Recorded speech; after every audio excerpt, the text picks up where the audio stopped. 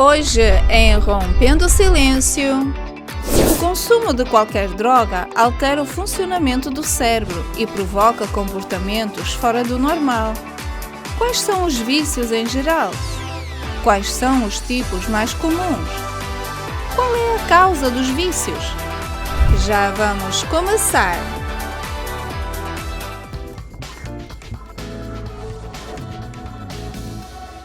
Olá! Começamos mais um programa Rompendo o Silêncio e hoje com um tema bastante sério, um problema que tem levado muitos jovens e famílias à ruína.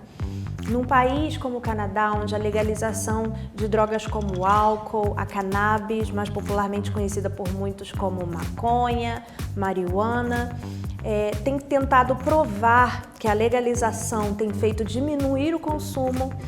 Vamos estar aqui entendendo essas e muitas outras questões, né, Sandra? Sim, as questões que a Valéria já falou são muito importantes, mas vai ter muitas mais. A gente vai ter os nossos convidados aqui no estúdio.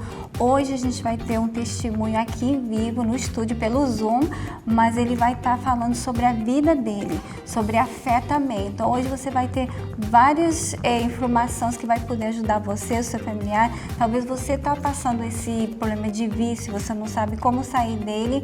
Você vai aprender hoje através desses especialistas que vão estar.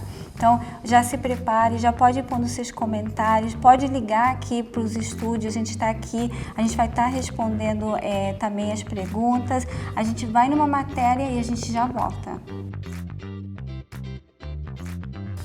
Drogas, álcool e tabaco. Esses são os vícios que mais nos assustam como pais e aos quais os jovens têm mais e melhor acesso. Mas quando falamos de vícios, não podemos nos referir apenas a esse tipo de substância consumida por alguns jovens, mas também vícios como o uso abusivo de telas, que está se tornando outro problema a ser levado em consideração. É um problema que vem aumentando ao longo do tempo. O fácil acesso a cada um deles dificulta a sua identificação. Por isso é importante aprender a diferenciar os tipos de vícios que existem e os mais frequentes nos jovens, se queremos encontrar respostas e soluções. Existem dois tipos de vícios pelas quais os jovens caminham nessa linha tênue. A primeira com substâncias e a outra comportamental, ou seja, sem substâncias. Primeiro, dependências de substâncias. Os mais comuns e frequentes são o consumo de álcool, tabaco e maconha. Os dois primeiros são mais facilmente acessíveis, pois são socialmente aceitos e podem ser adquiridos em supermercados. Porém, no caso da maconha, o consumo está associado ao meio social e depende de agentes externos que permitem o acesso à substância. Segundo, vícios comportamentais. Os mais comuns são aqueles relacionados a telas, uso de celulares, videogames e uso excessivo da internet. Neste último caso é notável o aumento do número de adolescentes que começam a apostar dinheiro por meio de diversas plataformas.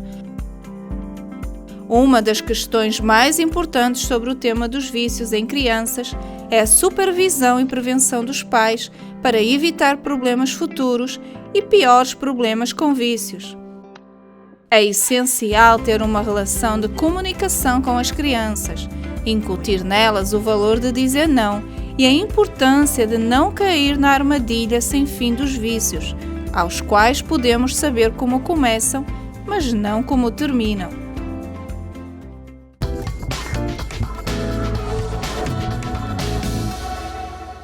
Então, já voltamos aos nossos estúdios e através dessa matéria que nós vimos agora, já tivemos muitas informações acerca do tema, mas também temos convidados para nos ajudar a responder muitas perguntas, questionamentos que temos, não é, Sandra? Isso, e hoje a gente está aqui com o advogado, o senhor Antônio, que ele vai estar esclarecendo para a gente se as leis têm a ver do tema de hoje, o que é que elas têm relação com o tema de hoje.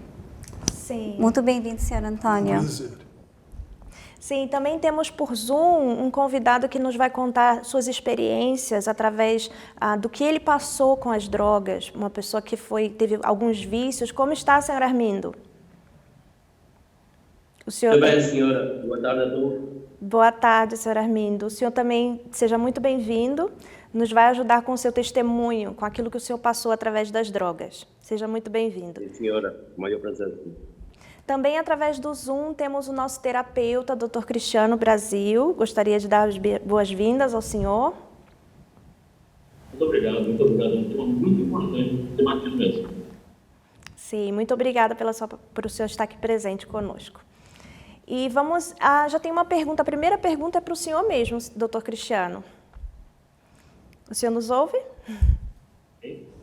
Sim, para começar, a pergunta básica é: o que são vícios? Os vícios, né, eles podem ser considerados como vícios químicos ou vícios psicológicos. A gente fala também que vícios emocionais. Mas a palavra vício, ela é muito utilizada no dia a dia das pessoas para indicar algo que não é ruim, como, por exemplo, eu sou viciado em camarão, sou viciado em chocolate, sou viciado em ler e estudar. Então, existem os vícios endógenos, isto é, aquele que o cérebro produz todas as substâncias químicas naturalmente, sem a introdução de nenhuma química de fora. Como, por exemplo, vícios em comida, vícios em jogos, vícios em pornografia, vícios em compras. Mas isso a gente comumente chama de compulsão. E existem os vícios exógenos, isto é, as químicas que vêm de fora, como cigarro, álcool, drogas. Então, os estudiosos, para diferenciar os vícios em drogas, eles usam o termo transtorno pelo uso de substâncias. E qual é a diferença, assim, que tem pessoas que às vezes elas acham que elas estão num hábito e de verdade assim, que uma coisa é um hábito e ela já é um vício. Qual é a diferença? O senhor pode explicar um pouquinho sobre isso, por favor? Certo. Para explicar isso, quer ver? Vamos botar alguns exemplos aí. Vamos voltar ao exemplo ali de, eu sou viciado em ler e estudar. Se você gosta muito disso e isso não atrapalha o seu convívio social e familiar, se isso não te afasta das pessoas, se isso não causa nenhum problema físico ou emocional para você, ok. Isso é apenas um bom hábito, entende?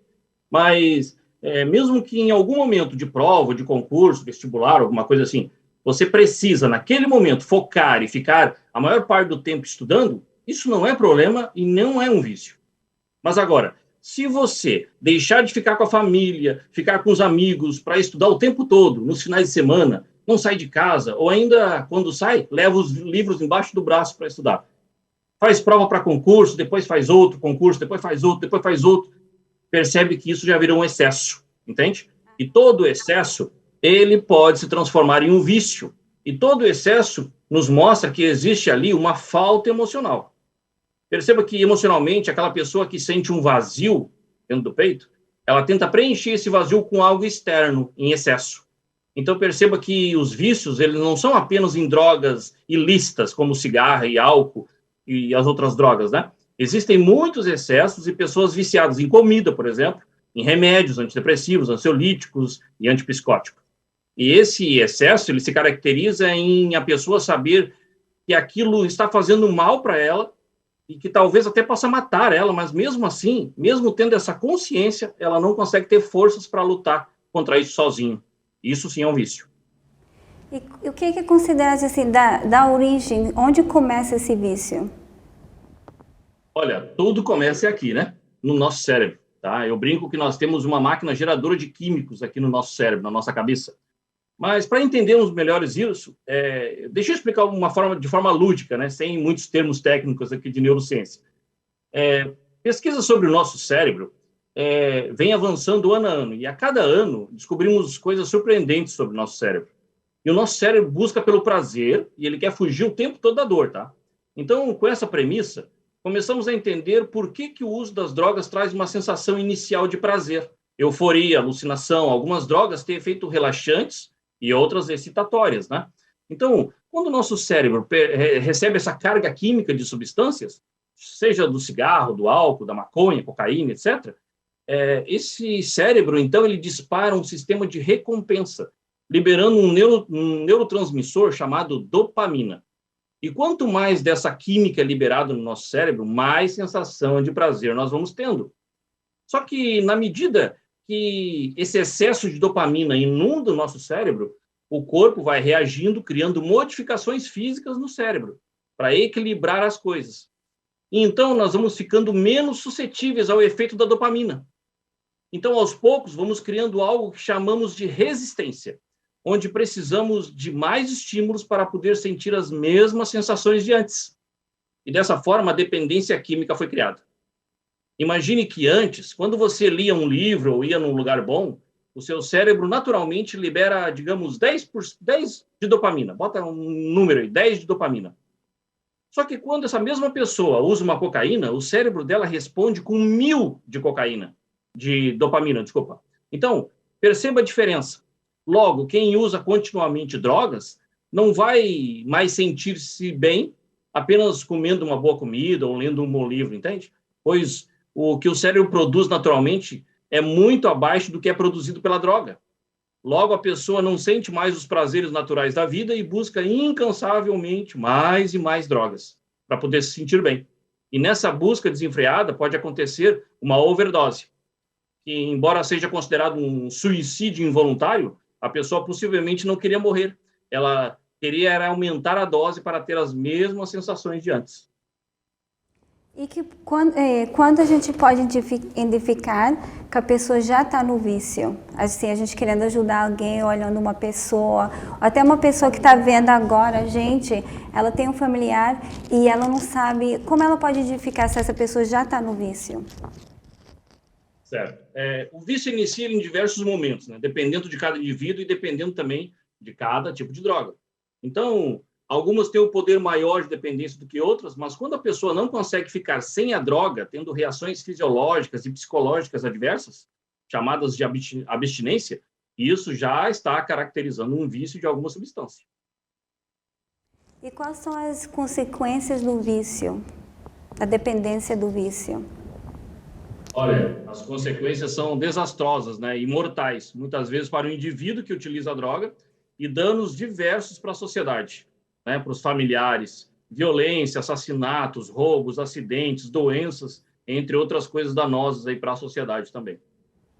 Sim, e eu gostaria de saber do senhor Armindo, que também nos acompanha por Zoom, como que ele entrou, como que foi a entrada dele no mundo dos vícios? Qual tipo de vício ele teve?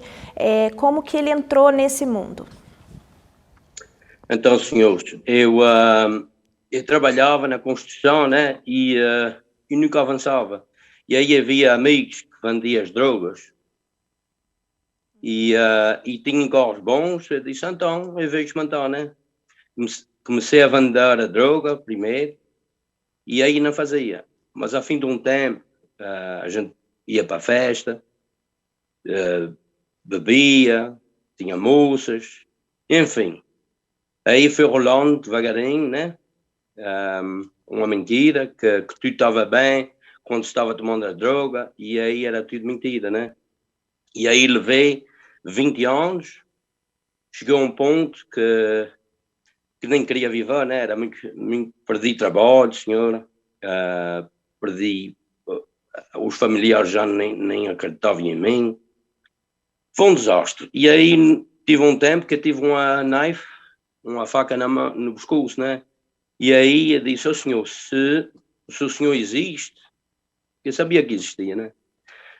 Se o senhor existe, me mostra. E aí tive um flyer, né, no mailbox da Igreja Universal. Mas antes disso, que o senhor está aí falando sobre o testemunho do senhor, para as pessoas verem como isso afeta a família do senhor, como isso estava afetando já a família do senhor. O senhor é casado, o senhor tem filho?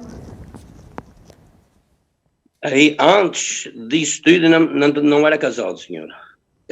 Só vivia em casa dos meus pais, né? E ia para festas, vendia, né? A gente fazia muito dinheiro. E era festa dia e noite. E às vezes estava 3 dias, 4 dias sem comer, né? Só na droga. E fiquei um tempo que eu já nem saía de casa. Ficava no quarto. Imagino que Perdão. Imagino que a mãe do senhor devia ficar preocupada sem o senhor chegar em casa no horário, passando dias fora. Como que ela reacionava a essa situação? Sim, senhora. Ela passou por muito, o pai também passou por muito, e todos os familiares, e todos que estavam à minha volta, sinceramente, que aí, quando a gente está bebendo, ou na droga, ou fazendo seja lá o que for, para a gente estamos no nosso mundo, né? Aquilo é um mundo que a gente acha que está tudo bem, que a gente somos o melhor, que tudo que a gente está fazendo não está afetando ninguém, que é uma coisa que fecha os nossos olhos, sabe? E aí eu vinha a compreender o que é que era. Sim, sim. E o senhor entrou nisso por causa das más amizades que o senhor comentou no princípio, através dos amigos no trabalho. Então, eu gostaria de falar com o doutor Cristiano se a influência do meio pode levar a pessoa ao vício ou se existem outras causas da pessoa entrar no vício. Qual é a principal porta da entrada do vício, de acordo com o que ele atende no consultório, com os pacientes do senhor? Como que é que o senhor vê essa situação? Eu acredito que o que a gente mais vê é a família desestruturada. Então, muitas vezes, essa família desestruturada, o ambiente social que essa pessoa vive, traumas infantis, o comportamento dos pais e mães em relação aos filhos. Existem pesquisas que mostram que numa família onde o pai é extremamente rígido e a mãe é extremamente superprotetora, pode desenvolver traumas emocionais dos filhos que podem partir para as drogas. Então, para chamar cada vez mais a atenção da mãe ou para querer ferir o pai, entende? E isso geralmente ocorre na adolescência, quando os jovens estão ainda naquela guerra interna de hormônios e de buscar se identificar como indivíduo.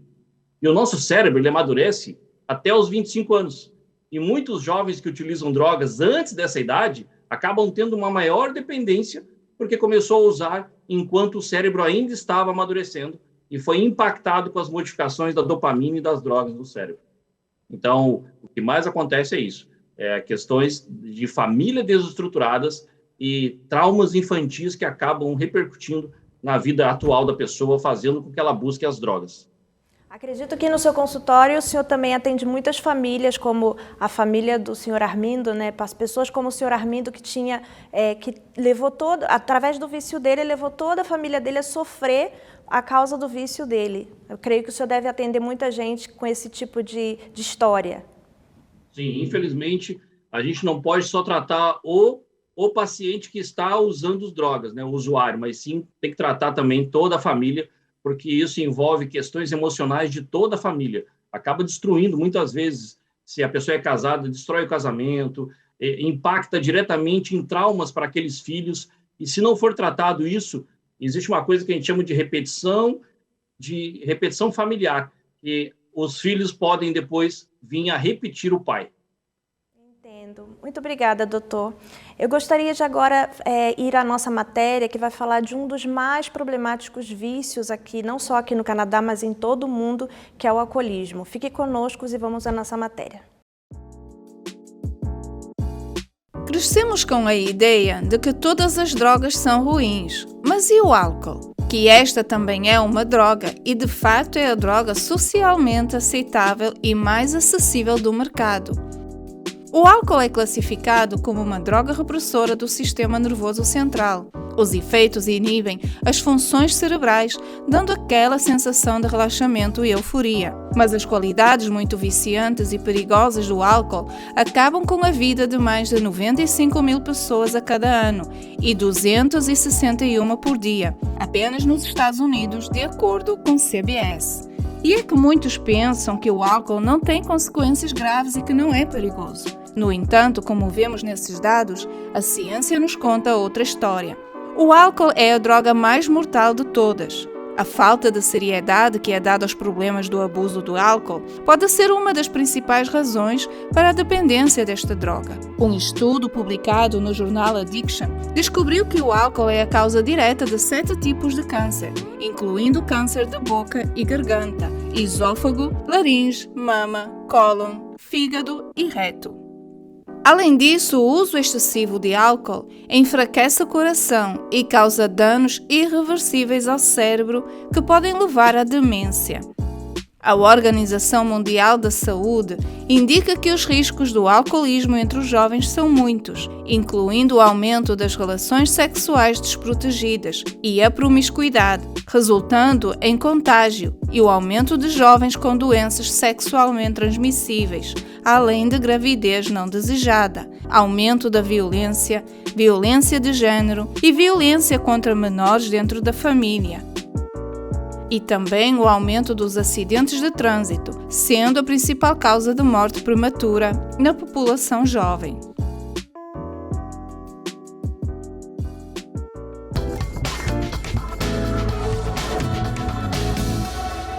E pelos motivos que nós vimos nessa matéria que acabamos de assistir, o álcool encabeça a droga, uma das drogas mais perigosas em todo o mundo, matando mais de 3 milhões de pessoas por ano, segundo a Organização Mundial da Saúde.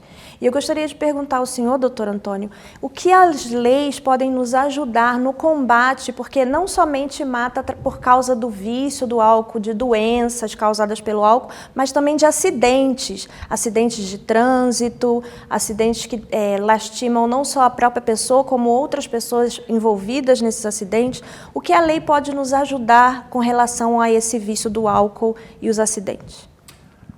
Geralmente, o consumo e o uso de álcool é governado para as províncias.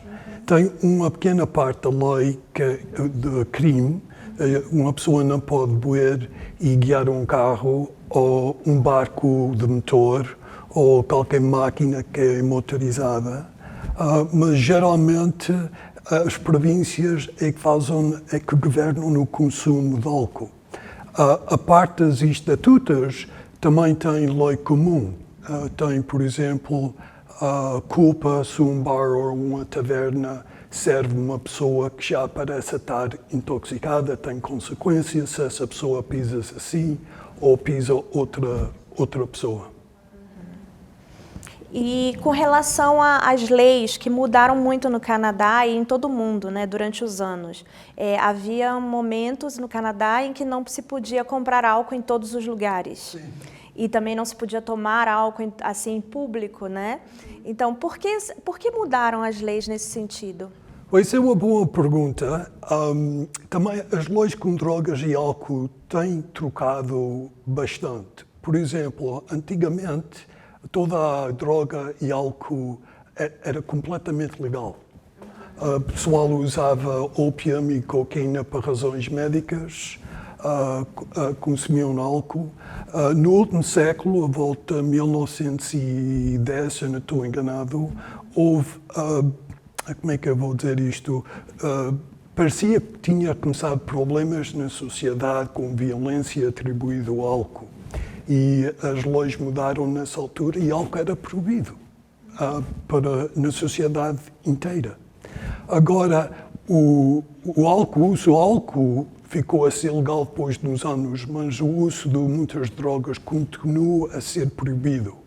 Em fato, tem uma zona em Toronto, que chama-se Junction, que não se podia comprar álcool naquela área até 1997, que é há pouco tempo. E continua a haver comunidades no Canadá que são secas. Secas quer dizer que não tenha álcool, especialmente no norte, no Nunavut, que tem tido bastante suicídios com jovens lá, tem comunidades que não se pode comprar e também beber, é proibido. E o que o senhor falou da áreas secas, eu lembrei de que havia uma lei no passado que era a lei seca, né? Sim. Sim. Sim, na América e também no Canadá. Teve, não sei quanto tempo, talvez uma década, que não se podia comprar álcool, mas sabe como é essas coisas?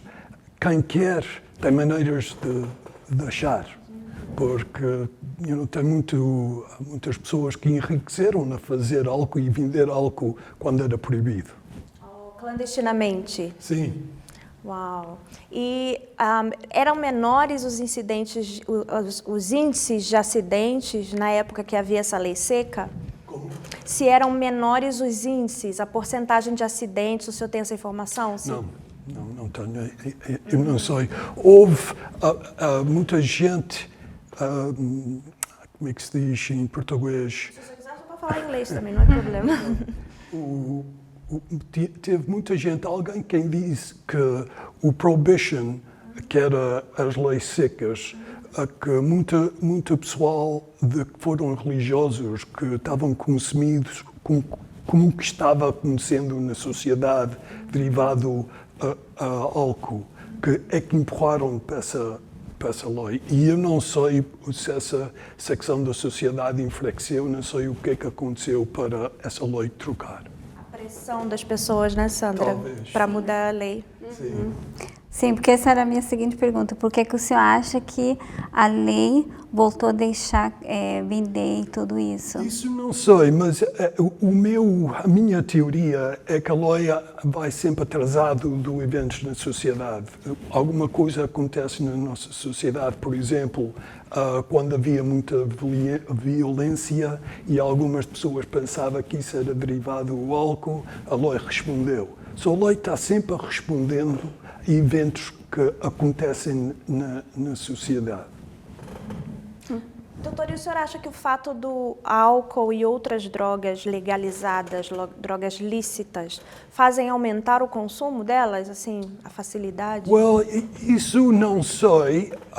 Tem tido, Portugal, por exemplo, tinha um problema com vício e eles experimentaram uma coisa muito interessante. Em Portugal, eles decriminalizaram o uso pessoal de drogas. E, no princípio, aparentemente trabalhou muito bem. Suicídios foram para baixo, infecção de AIDS foi para baixo, menos pessoas na prisão foi para baixo. Agora, ultimamente, aparentemente, agora eu não sou perito nesta área, mas aparentemente o uso de droga tem aumentado em Portugal também. Agora, quer dizer, o uso por si não é necessariamente mau. O que é mau é o abuso, como o terapeuta, o Sr. Brasil, tem falado. Sim, falou muito claramente. O problema é o abuso da droga, do álcool. E eu, pessoalmente, penso que muitas vezes o viciado está-se assim medicando. Tem algum problema na sua vida, ou um vazio, como o Dr. Basil falou, ou alguma trauma, ou alguma problema psicológico que está-se medicando com o uso dessa droga ou álcool. E é por isso, por exemplo, na minha opinião, tratando o vício como um crime, talvez não é a melhor maneira de tratar o vício. Talvez como um problema de saúde pública, tratando o viciado. Sim, na minha opinião, é muito melhor para tratar como um assunto de saúde e não um crime. Agora, só voltando um pouquinho atrás que o senhor estava falando sobre no momento que a lei não permitia ter o consumo da droga, da bebida e tudo isso. O nosso testemunho queria fazer a pergunta para ele, nesse momento que não estava sendo aberto, como faria a palavra portuguesa? Legalizado, isso não evitava, impedia do senhor comprar droga, encontrar droga. Eu como vendia, senhor, eu sempre tinha, sabe? Eu vendia, eu nunca roubei para droga, eu como vendia, sempre tinha muito, senhor. E aí... Quando veio a lei, não afetou, no caso, por senhor, a lei que não podia? Não, senhora. Vem lei, sem lei, sempre teve e sempre vai ter, senhor. Sempre o senhor encontrava uma maneira de encontrar droga, não só mais para si, como também para vender para outras pessoas. Sim, senhora. Se não tinha de um, tinha de outro. E era assim que trabalhava, né? O senhor fazia disso um negócio, na verdade. Sim, senhora. Isso aí foi o meu negócio por mais ou menos 20 anos, senhor. Nós queríamos agora ver uma matéria que fala a respeito disso e nós já voltamos para os nossos estúdios. A família e as amizades podem ter um papel fundamental e a motivação necessária para ajudar as pessoas com problemas de drogas, para que entrem e principalmente permaneçam no tratamento. A terapia familiar também pode ser importante, especialmente para os adolescentes. A participação de um membro da família no programa de tratamento do viciado pode fortalecer e alcançar mais benefícios para ele. O tratamento tem como objetivo ajudar o viciado a deixar a busca compulsiva das drogas. O tratamento pode ajudar de várias formas distintas e por períodos de tempo. Devido que a droga é um vício, isso cria um transtorno crônico, caracterizado por recaídas ocasionais, e geralmente um tratamento a curto prazo não é suficiente. Para muitas pessoas, o tratamento é um processo longo que implica várias intervenções e supervisão constante. O tratamento para o vício das drogas pode incluir terapia de conduta individual ou de grupo, terapia cognitiva ou de medicamentos, ou uma combinação de tratamentos. O tipo de tratamento ou o conjunto de tratamentos vai variar conforme a necessidade do paciente e conforme a frequência das drogas que usa, a gravidade da situação e das tentativas anteriores de deixar de consumir as drogas. Os melhores programas de tratamento podem ser uma combinação de terapias e outros serviços para a necessidade individual de cada paciente. As necessidades específicas podem estar relacionadas com a idade, raça, cultura, orientação sexual, sexo, problemas de saúde, depressão e o histórico do abuso físico ou sexual. A administração de serviços de abusos de substâncias e de saúde mental tem este website indicando todos os tratamentos para o vício das drogas e do alcoolismo em todo o país. Esta informação também está disponível pelo número 1-800-662-4357. A sua chamada é confidencial.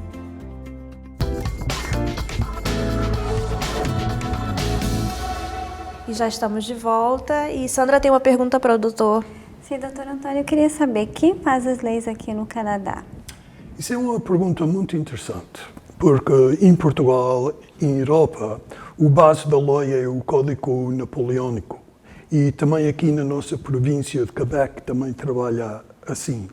As leis são muito mais feitas pela estatuta, mas aqui no Canadá, onde a lei veio da Inglaterra, os juízes têm muito poder.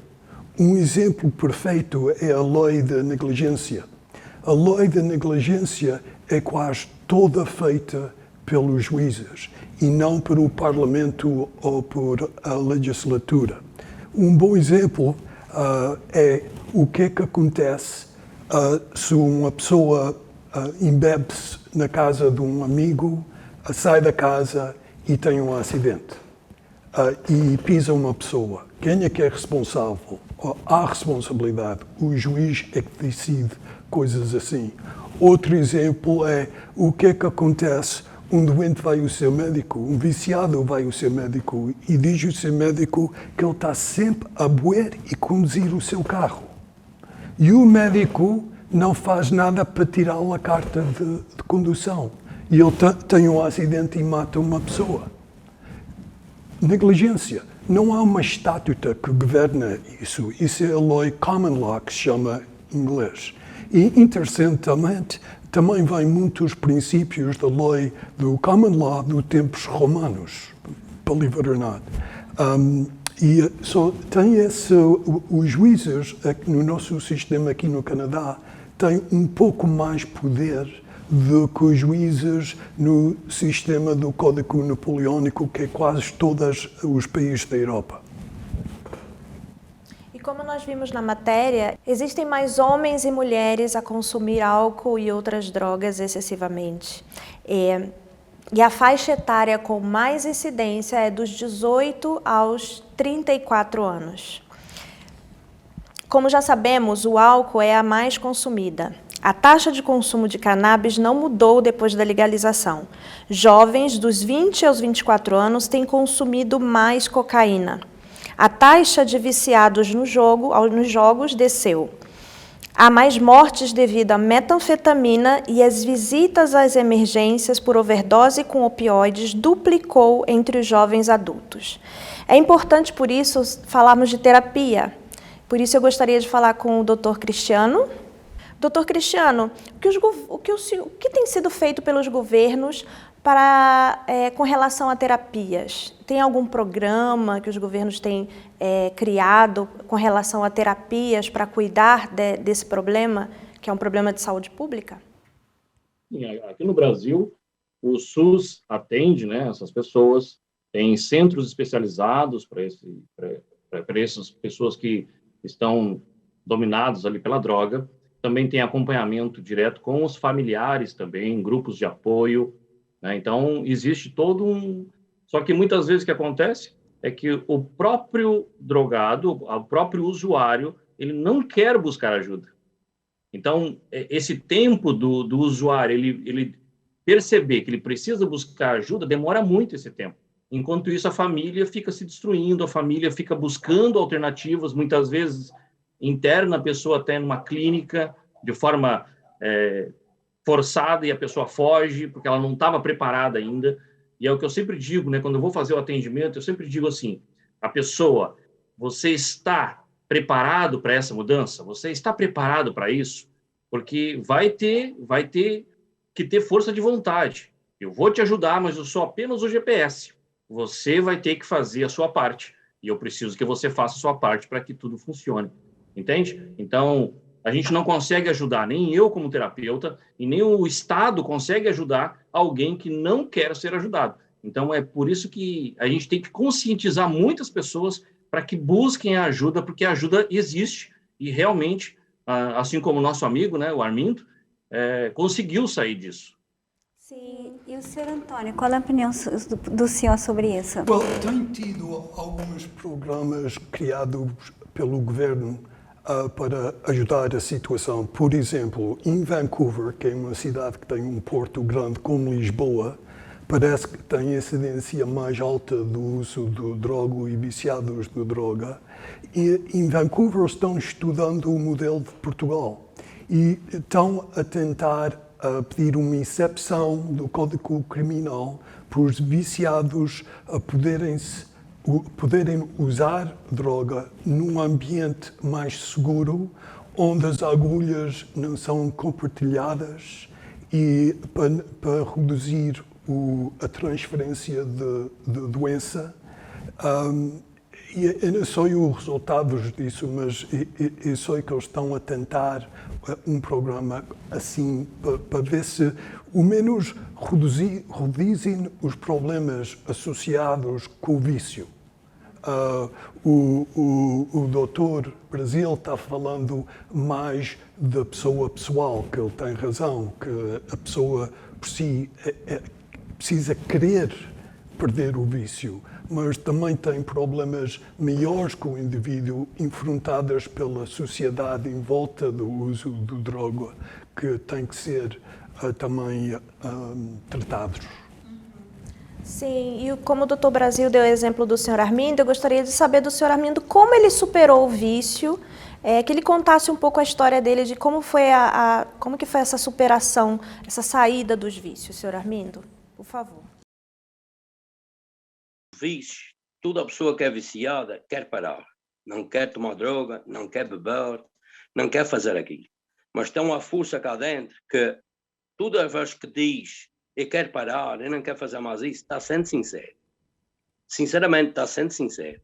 Mas aí fica uma semana, ou uns dias sem fazer nada, aparece aí um amigo, uma coisinha, né?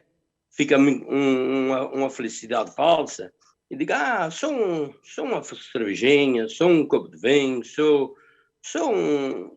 Aí toma um copo de vinho, toma 2, toma 3, e aí vá já agora eu faço também só um pinozinho de cocaína ou marihuana. E aí continua. No outro dia, isso é no princípio, né?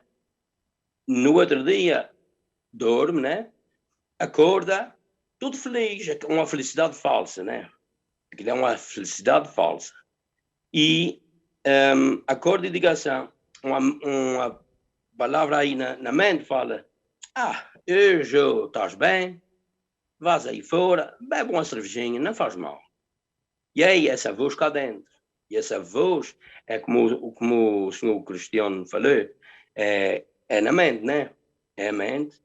E aí o diabo trabalha na mente, mas a gente é que tem que decidir. Por exemplo, eu estava lá no fim do poço, vendia droga, fazia droga, tinha tudo, senhor. Tinha dinheiro, tinha tudo, mas depois perdi tudo. Porque aquilo é uma fé, uma falsidade que o diabo põe. No princípio dá dinheiro, dá moças, dá carro, tudo o que quiser, dá tudo. E essa falsidade que aí a pessoa diz assim, então vender droga ou fazer droga, aí é que está bem. E aí vai passando o tempo, a família fica destruída, a pessoa fica destruída, já não sabe, quando a pessoa diz que vai fazer, não aparece. Não é que não queira aparecer, não é que não queira ajudar, não queira estar com a família, porque quer. Mas só que aquela força cá dentro é que não deixa isso. Entendo. E qual o conselho que o senhor tem para dar para as pessoas que estão a passar por esse problema que o senhor passou? Senhor, já vi muita gente morrer, muitos amigos morrerem, e eu não conheço uma pessoa que foi internada em hospício ou certas clínicas que esteja liberta completamente. Porque aí é o espírito maligno que está dentro da pessoa. Só que não dá para a pessoa enxergar isso. A minha libertação foi, eu via a Igreja Universal no Record TV e quando eu não estava bem, eu pegava no meu copo de água e eu disse, um dia é aqui que eu vou se libertar. Mas só que eu não sabia que havia uma igreja aqui, senhor. Arava-se o diabo, chegava tanto que eu passava para essa igreja todos os dias, senhor, e nunca sabia. Até aí, nesse momento que eu pus a faca aqui no pescoço, eu disse, isso vá, ou racha, ou o senhor é, ou não é. Mas ali eu decidi,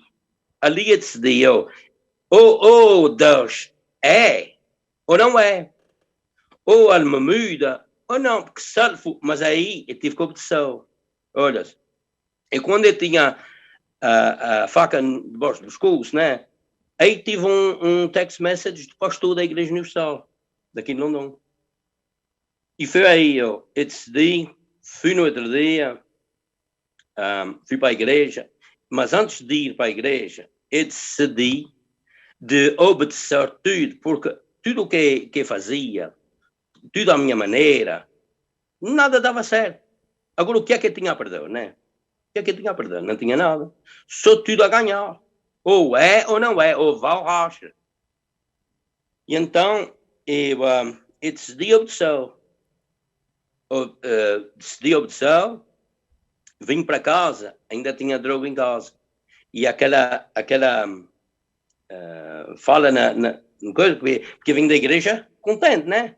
E diz, só faz um bocadinho, só compra uma onça de cocaína e faz pela última vez. E é ali, Deus me deu a sabedoria para saber que aquilo era do diabo. Que Deus mostrou, né? Se eu fizesse, se eu continuasse nas drogas, e daquela noite eu já não passava, senhor. Sim, foi uma decisão. Uma decisão que o senhor tomou e o senhor resistiu a essas vozes que falavam à mente. Sim, senhora. E eu quero falar para os que estão ouvindo, que estão nessa droga, que estão em qualquer coisa, e dizem assim, mas eu não tenho força. Amigo, amiga, se tem o seu filho, se tem a sua filha, só basta ser sincero e dizer ao Senhor, se o Senhor é, então me mostra, que Deus vai mostrar. Se for a oração sincera, Ele vai mostrar. Aí, quando a gente toma essa decisão, é como duas pernas, né? a gente toma essa decisão, é um passo. Agora, Deus usa a nossa outra perna. Deus é que dá a força para a gente superar aquilo. Senhora, quando eu tomei a minha decisão, num mês, senhora, entre um mês, eu fiz os meus propósitos, a obediência, fiz as minhas correntes de oração, obedeci a tudo, mesmo que certas coisas eu dizia, não, mas como é que isso vai dar certo? Não, eu obedeci e entre um mês recebi o Espírito Santo. E eu estou casado com a mulher de Deus e estamos aqui na fé para ganhar almas. Sim, nós vimos as fotos aí do seu casamento, da sua antiga vida e da sua nova vida. E nós temos perguntas para o nosso... Sim? Posso dizer uma coisa? Claro que sim, doutor. Aqui. Eu tenho tido experiência com advogados que são alcoólicos e alguns deles podem trabalhar e governar a sua vida, mas quase sempre chegam a um ponto que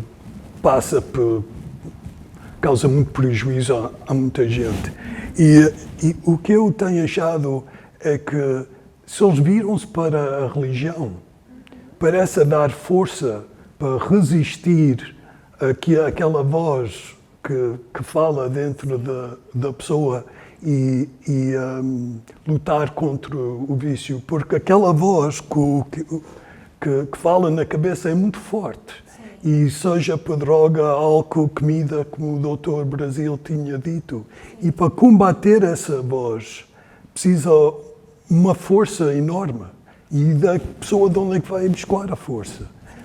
Talvez o Dr. Brasil conhece melhor que eu, mas eu penso que também que o Alcoholics Anonymous é baseado na fé religiosa. Sim, e queria falar com o Dr. Brasil, com o Dr. Cristiano, o que ele acha do uso da fé no tratamento dos vícios, do álcool, de pesadas, como no caso do seu Armindo. O que o senhor tem a dizer sobre a fé no tratamento desses problemas? É importantíssimo. Porque se a pessoa não tem a fé, ela não vai conseguir. Ela não vai conseguir nem ter a força de vontade. E como o Armínio disse, né, aquela voz interna que nós temos, ela vai ficar te auto-sabotando o tempo todo. Ela vai ficar dizendo, não, mas é só um pouquinho. Não, mas só hoje. Faz isso só hoje. Sabe? Então, essa voz interna, a gente tem que trabalhar ela com a fé. Então, quem está passando por isso, que está nos assistindo, busque uma igreja, busque uma terapia, porque a gente vai, junto com a fé e com o conhecimento, a gente vai trabalhando isso para que ao longo do tempo, porque não é uma coisa assim, eu decidi que eu vou e a partir de amanhã eu já estou limpo. Não, não é assim. É um processo. Assim como foi um processo químico para gerar toda essa dependência química no teu cérebro e sofreu mutação no teu cérebro, para desfazer isso também tem que haver esse tempo para haver novamente uma mutação cerebral, uma modificação cerebral para que você volte a ficar limpo. Então, é muito importante esse acompanhamento e também a ajuda da família, né? A ajuda dos amigos. Nós estamos chegando no final do nosso programa. Eu gostaria de agradecer ao Dr. Cristiano Brasil pela participação, direto do Brasil. Muito obrigada pela sua participação. Esperamos contar com a sua participação em outros temas.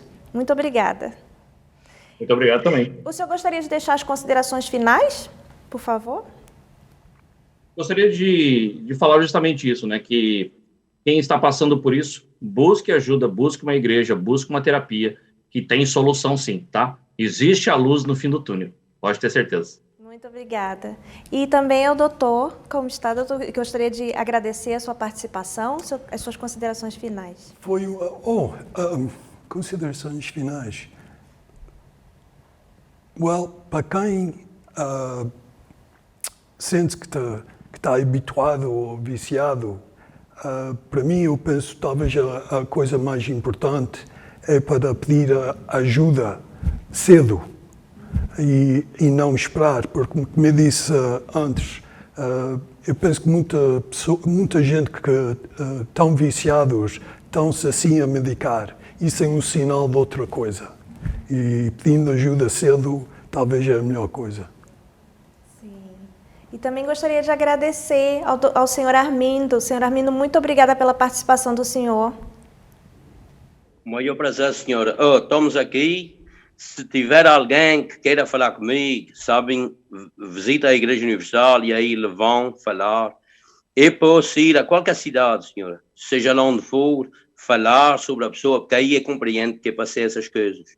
E aí estamos aí, só basta decidir, ser sincero, dar fé em Deus. E aí, Deus resolve. Sim, o senhor é o testemunho vivo de superação. Muito obrigada. Amém. E vamos agora ao testemunho de uma senhora que também estava passando por esse mesmo problema e depois nós vamos ter o nosso momento de romper o silêncio. Fiquem ligados. Como é que é o nome da senhora? Maria de Jesus. Dona Maria, como é que era a sua situação antes de chegar na sessão de descarrego? Uma vida totalmente destruída, que eu era dependente química, né? Era viciada em vários tipos de droga. Então, quando eu cheguei assim, uma vida totalmente destruída, depressiva, uma pessoa triste, tinha uma dor interior dentro de mim, aflita, muito nervosa, arrogante, ignorante, um temperamento muito forte. Nada dava certo, a senhora tinha vício do quê? Cocaína, maconha, era vício de cigarro, merla, cheguei a usar merla, haxixe, cheguei a usar até álcool, né?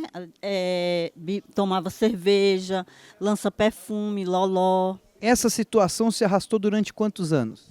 Há vários anos.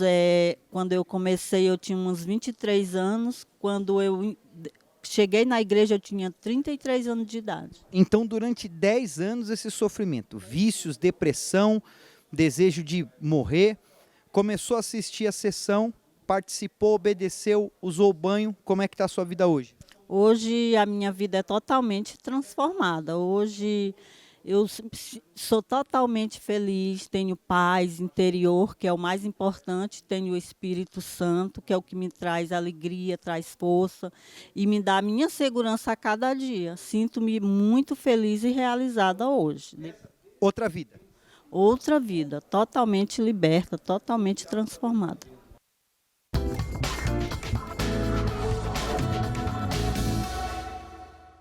Que bacana o testemunho da Dona Maria de Jesus, né, Sandra? É muito forte. E assim como ela e o seu Armindo estiveram mergulhados nesse mundo das drogas por tanto tempo, sofrendo, assim também tem nos assistindo, Sandra, muitas mulheres, muitos homens, muitas famílias que têm sofrido com esse problema. E a gente recebe muita pessoa aqui na igreja que está passando isso, que está passando vícios, ou familiar dela, a esposa, o esposo, até os filhos que têm passado tudo isso que vocês têm visto aí nos testemunhos, que viram até a live hoje o testemunho do Senhor, e tudo é possível através da fé. Como ele falou, foi uma decisão que ele tomou, não foi fácil. Ele tentou por ele mesmo, ele sabia que ele tinha que mudar, ele sabia o sofrimento que ele estava fazendo os pais dele passar, e como ele falou, ele sabia que ele queria mudar, mas ele não tinha força. Ele só teve aquela força uma vez que ele recebeu um convite, como você está recebendo nesse momento. Ele recebeu esse convite, ele veio, ele escutou da fé, não é, Valéria? Sim, sim. Na palavra de Deus, no livro de João, capítulo 8, no versículo 36, diz que se o Filho vos libertar, verdadeiramente sereis livres. Então, verdadeiramente, essa eu acho que é a palavra-chave desse versículo.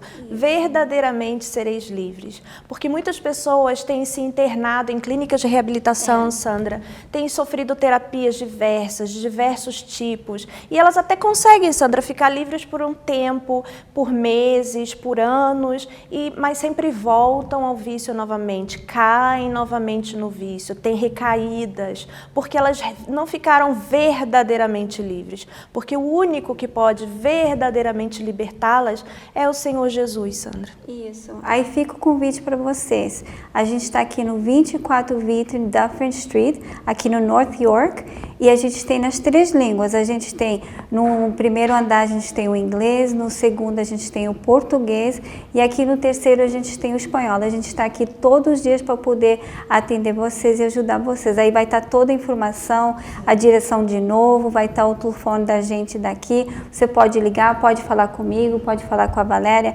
A gente tem pastores disponíveis 24 horas para poder orientar vocês e dar mais informação. Sim, pode nos deixar um pedido, o nome de um familiar para oração pelo WhatsApp, aí está o número de telefone. Entre em contato conosco, tá bem? E nós agora vamos convidar todos vocês para um momento de oração. Orem conosco. Disse Jesus: tudo o que pedirdes em oração, crendo, recebereis. Oremos. Senhor, meu Deus e meu Pai, meu Deus, nós entramos na Tua presença nesse momento, Senhor, e conosco, meu Pai, oram pessoas que estão a sofrer, meu Deus, sofrer pelo seu próprio vício, que já tentaram se ver livre desse vício de tantas maneiras, de tantas formas. Meu Deus, também existem mães que estão sofrendo com seus filhos nos vícios. Meu Deus, que talvez hoje ainda nem viram seus filhos chegarem em casa porque saíram, meu Deus, por dias envolvidos em drogas, em más companhias e até agora não chegaram, meu Deus. E essa mãe se encontra angustiada. Meu Deus, essa esposa, meu Pai, que não tem paz em casa porque o seu marido chega alcoolizado, violento. Essa casa não é um lar porque não existe paz. Meu Deus, eu te peço que o Senhor vá de encontro a essas pessoas agora, meu Deus, e transforma, meu Deus, faz o que só o Senhor pode fazer, que nenhum tratamento, nenhuma terapia, faz aquilo que só o Senhor pode fazer. Meu Deus, liberta, meu Deus, esse homem que tem tentado com as próprias forças se ver livre das drogas, do álcool, tem tentado se ver livre dessa escravidão que são os vícios, meu Deus. Liberta agora, meu Pai. Meu Deus, que haja, meu Deus, libertação, que haja paz, que haja transformação nessa família, nessa casa. Meu Deus, nós determinamos isso, meu Deus, e te agradecemos porque sabemos, Senhor, que esse programa alcançou tantas pessoas e muitas pessoas vão se ver livres desses problemas das drogas, dos vícios, porque o Senhor vai tocar, meu Deus, o Senhor vai transformar. Meu Deus, nós entregamos esse programa em Tuas mãos e todas as pessoas que nos assistem agora, em o nome do Pai, do Filho e do Espírito Santo. Amém. E chegamos ao final da nossa programação, mas fiquem conosco que na próxima semana nós teremos um tema a mais e nós queremos a sua participação no tema de como saber dizer não. Se você é uma pessoa que não sabe dizer não, ou se você conhece alguém que tem esse problema no trabalho, na família, na educação dos filhos, peça para conectar-se conosco, envie suas perguntas pelo WhatsApp, né, Sandra? Pelas nossas redes sociais. Já pode ir deixando seus comentários, suas perguntas que você tem para esse tema, que a gente vai estar respondendo. Tá bem? E fiquem ligados. Vai, Deus abençoe. Tchau, Deus abençoe.